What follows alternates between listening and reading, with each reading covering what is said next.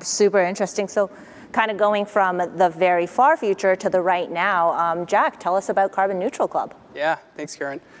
So Carbon Neutral Club is a platform that lets individuals take meaningful climate action and actually will save them money for doing it.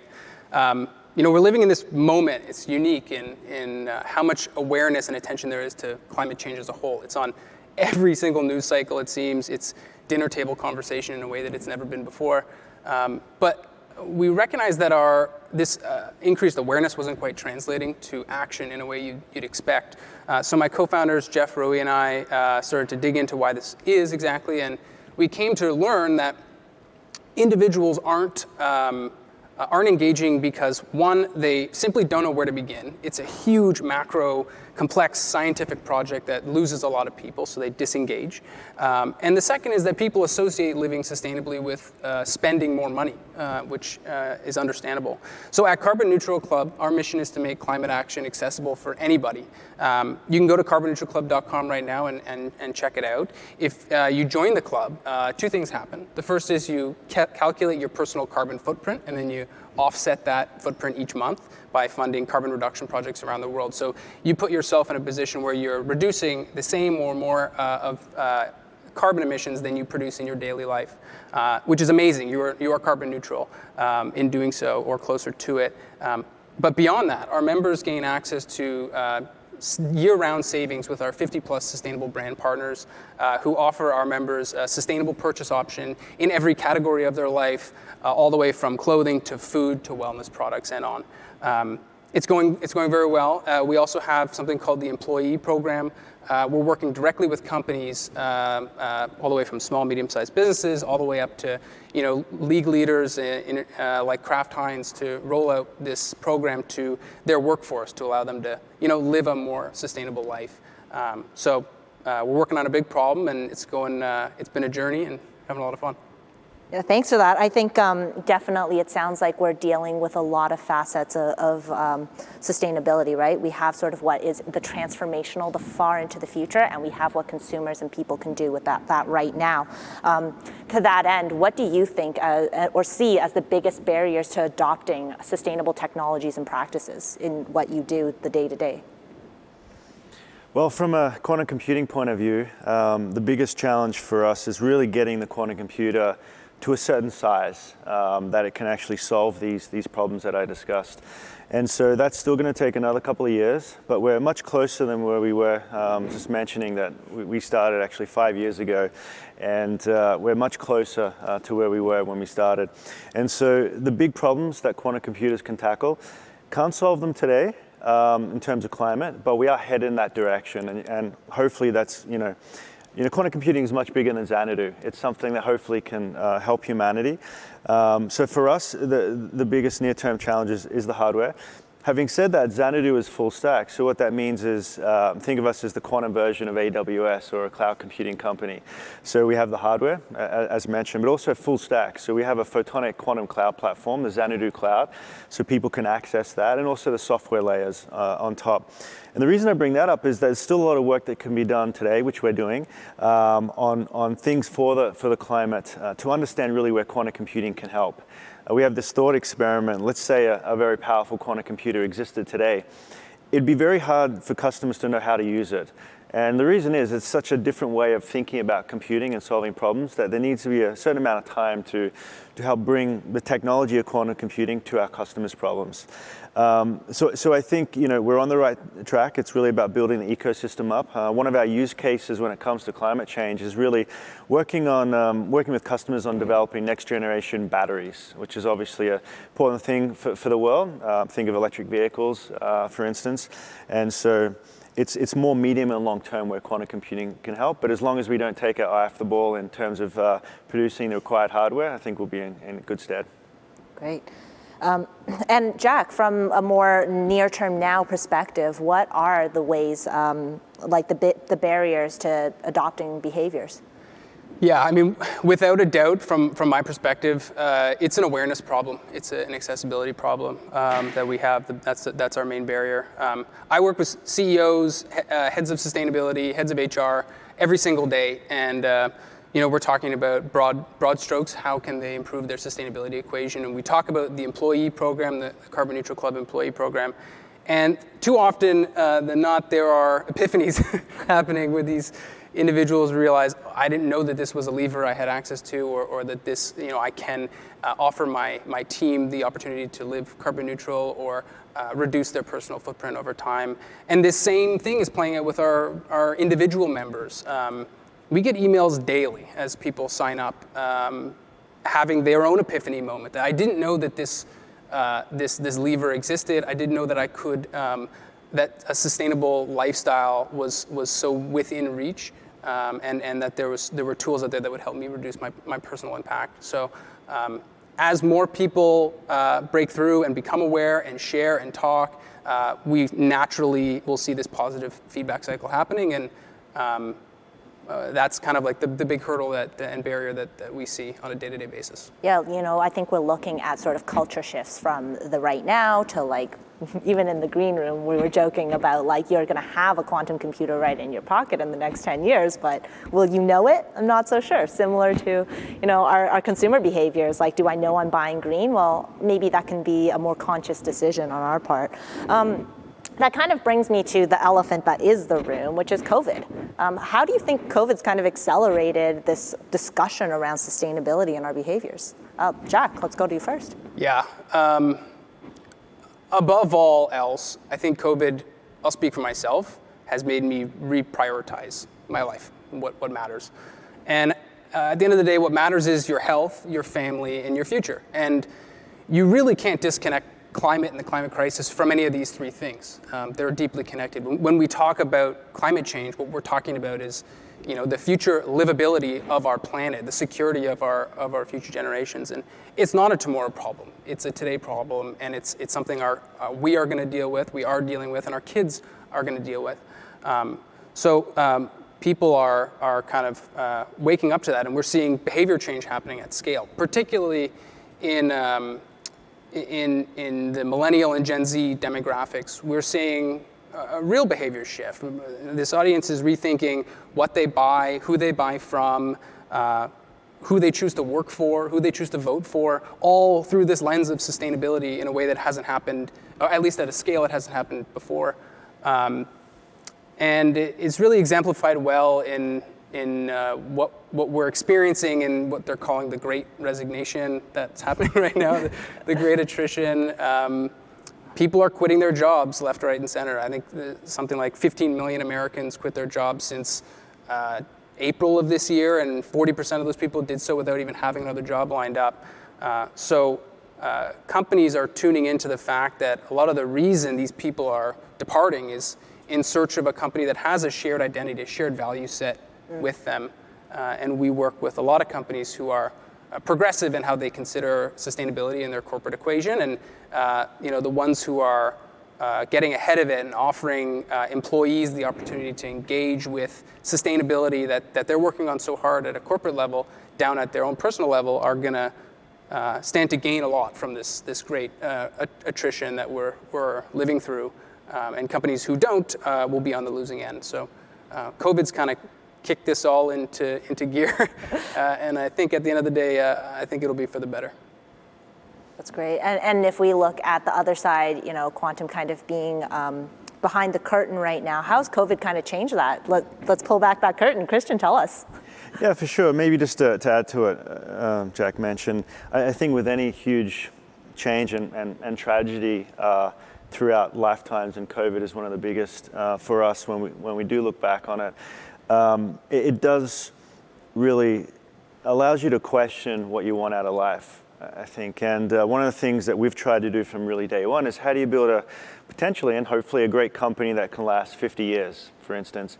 Then when you look at things and make decisions based on that time horizon, you see things differently. And Jack was mentioning values. I think, from day one, we tried out values that were really fundamental. And you hear about companies having values, and it's just like, maybe it's a joke sometimes and that, but at least for myself, these values really resonate, and particularly two of them. And the first one is, are you learning every day? I think that's a key aspect. And do you love what you do on average? Would you rather be working here? And climate can really, everything around climate can actually bring people together for something that's bigger, a purpose that's bigger. And I think for me at least, having meaning or purpose in my life is really one of the key aspects. I think it can lead to happier life, better mental health as well. And so we're lucky that we can actually work in quantum computing where if we're successful, it can really have long-lasting positive effects. And so I think COVID has allowed us to sort of, reaffirm that. But also, in the early days of COVID, no one knew what was going on. We didn't. And we looked at that as an existential threat.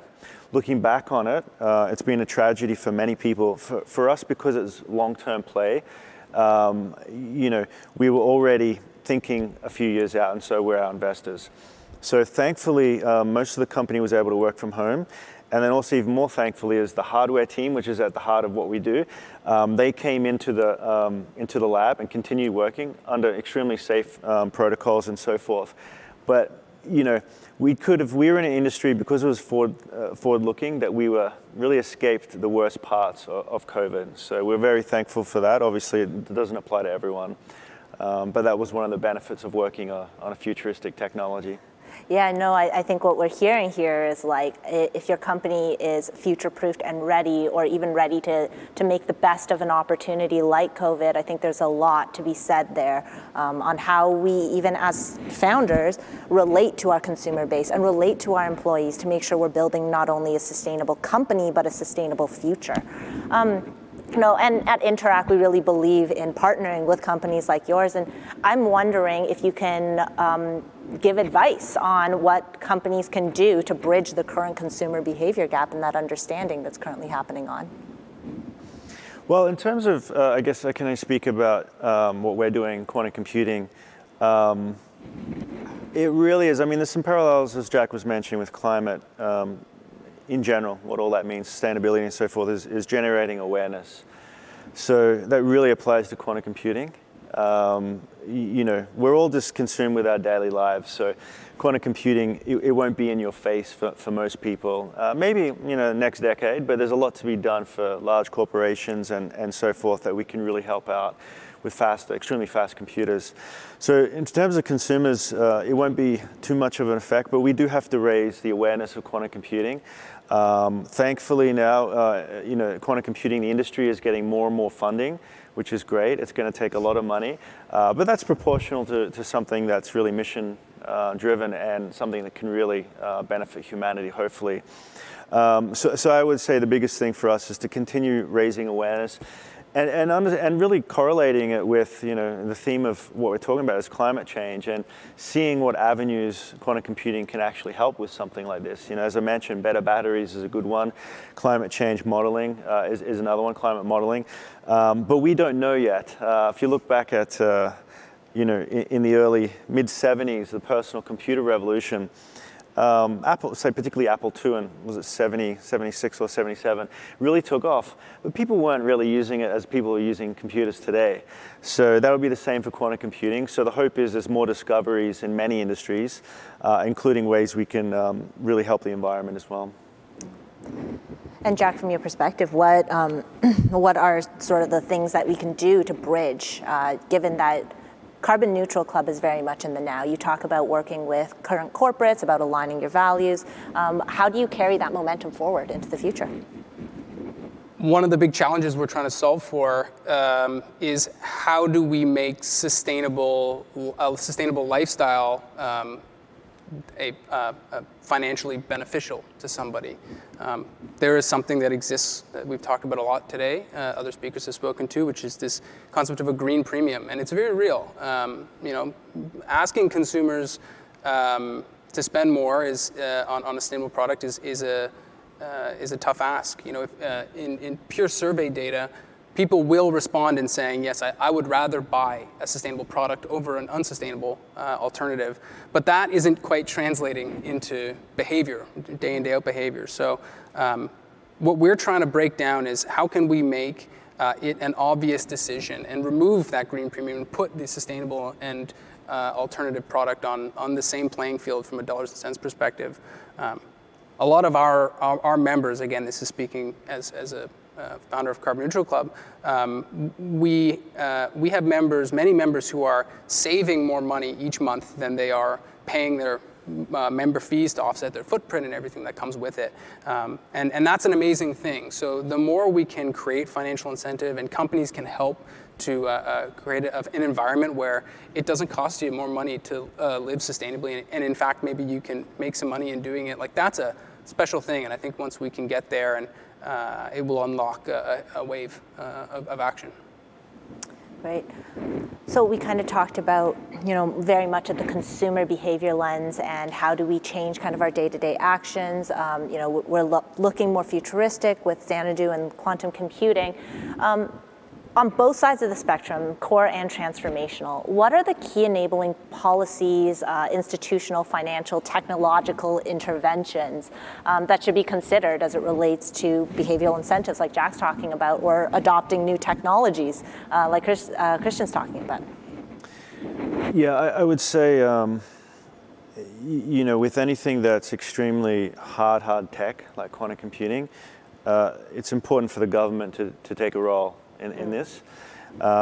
There's a few places, Canada, Australia, Singapore, that have really, the government has invested probably for 2 or 3 decades now in quantum computing. And that was really from the point of view of universities and government sort of grants and so forth, which has been really important. And those particular countries now, including Xanadu and Canada, has been able to leverage that talent. Mm-hmm. So I think the government has done a great job historically, and going forward, I think to continue that, but in other ways, so that you can think of that support for universities as really the talent pipeline that needs to continue. And I think in the last government budget, it was $350 million was put towards universities to continue developing talent, which is extremely important for the future. And all the breakthroughs that are needed for climate change and so forth in building a quantum computer. But I think also the government can continue beyond that and think about how they can support startups in the quantum space. There's a lot of startups, particularly coming out of Canada. And so can you do more procurement programs? Can you do more, non-dilutive funding for quantum startups as well? So I think that sort of effect will be important. And then once the government does that, it can kind of be more hands-off and allow the startups and businesses to really take over from that point of view. And when it comes to quantum computing, as mentioned, sustainability. So we received last year nearly $5 million from SDTC, a sustainability grant. And again, the idea was a quantum computer can replace large data centers for certain problems, and the energy savings are incredible. You throw on top the fact that Xanadu's quantum computers are built on photonics or light. That also adds additional cost savings when it comes to energy as well. So I think the government has played a role in the past, and hopefully they'll continue to play a role as well. Great. And if I'm to extend that conversation, what about incumbents and large corporates? How do you think they can best support groundbreaking technologies like Xanadu? We started 5 years ago, and it was so different back then. In terms of trying to raise money, the conversations were about what is a quantum computer? And thankfully, we're past that now. Sometimes you get asked that, but the investors and large institutions and corporations have educated themselves on it. So in terms of your question, what we're seeing is financial companies, Goldman Sachs. We're seeing battery and car companies like Volkswagen, BMW, and so forth, Ford, actually forming quantum computing teams within their organizations. Governments are doing. In Canada, we have NRC and CSE and others are forming quantum teams. So they're already doing that. So that's really key. On top of that, they're forming partnerships with Xanadu as a good example, and other startups. And there's only so much talent to go around at the moment, so they need to leverage what Xanadu is doing. So I think they're already doing it, but continuing to form quantum teams and particularly forming partnerships with startups, I think will be very key. We don't have the expertise in batteries or finance or cars and automobiles. So we do want to partner, and it's really a win-win situation for them as well. Yeah, absolutely. I think that is the core of building up the ecosystem, right? It's about partnerships. Right. It's about all-win situations that can get us to our UN SDG goals. Jack, to jump over, what can governments, technological, social movements, companies, what can we do to move forward things like the Carbon Neutral Club? Yeah, I think about this sort of a question a lot, so I'm really happy you asked it. I think it's a really, really important topic for us to debate.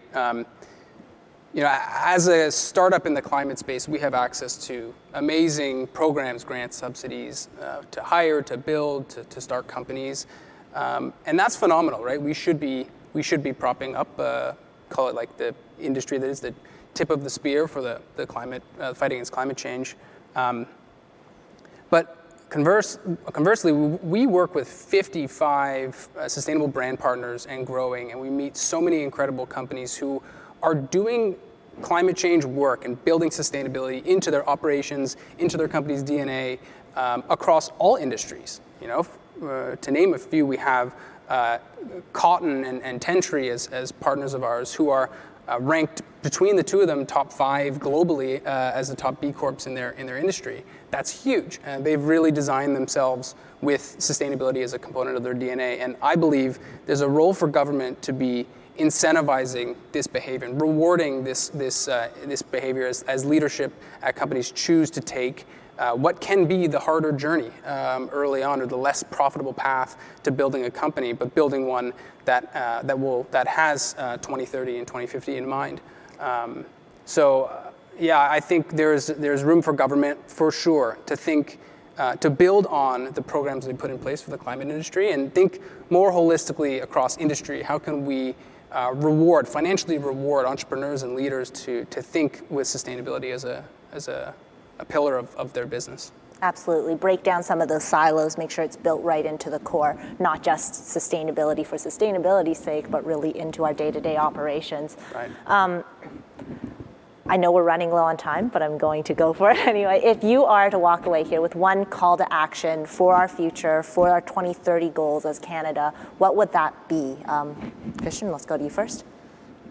I would say, more understanding of what quantum computers is. So we're all hearing about it, and also identifying and understanding it can help with climate. It's unclear exactly the optimized ways it can, but there's definitely a lot of promise there. And also for the government to continue what it's doing. You need large corporations and governments to really help promote quantum computing through investments, through partnerships, and also through the talent pipeline, which is incredibly important as well. So, keep thinking of quantum, keep investing in quantum, and make sure that Canada doesn't lose its edge when it comes to this. As mentioned, it's been supporting quantum computing now for decades. So let's take it to the next level when it comes to commercialization. Great. Thanks for that. And Jack, call to action. Yeah, so it can be really easy to fall into the trap of thinking I as an individual or we don't, our decisions don't matter and they won't have a massive impact at scale. But I want to just challenge everyone on that topic, on that idea. And Jane Goodall said it better than I will earlier today. But the way we behave, the way we act is actually the only tool we have in shifting both corporate behavior, how companies choose to bring products to market, which products do well and which don't, and what policies government choose to bring forward. It is all bottom up. As we choose to build a community and push forward on climate action, this is a bottom up opportunity for us to collectively create change. And I think everyone should understand and realize the power they have in a day-to-day, from a day-to-day basis. At Carbon Neutral Club, we're building the future of the sustainable economy. We're growing like crazy. We're hiring. We're raising money. If you want to get in touch, you can reach me, jack@carbonneutralclub.com. And if anything that has been mentioned tonight about beginning your climate journey and reduction, and you want to join the club or have your team enrolled, you can find everything you need online at carbonneutralclub.com. Great, thank you. As we've seen here today, emerging technologies and innovative solutions can be the leaders in sustainable practices, and companies and startups can catalyze solutions to solve our most pressing environmental challenges. And otherwise. So similarly, we're seeing a shift in the corporate culture. So whether it's through partnerships with small local producers or helping more services move entirely online, obviating the need for glass towers and brick and mortar stores, and thereby increasing our energy savings and reducing co-contaminants of carbon emissions. There's a role to play for new emerging technology and solutions in building this sustainable business model. And Interact believes in our collective action, partnering and working with the ecosystem to ensure a better future, not only for businesses, but the planet and the people who live on it. We'll be back tomorrow, Interact with the digital ID and the impact on health and well-being. So join us right here on the Elevate stage. And with innovation at the heart of the Interact, I am thrilled to have hosted this session. Thank you, Jack and Christian, for sharing with us your passion. I'm so sorry I touched the mic. Thanks, take care.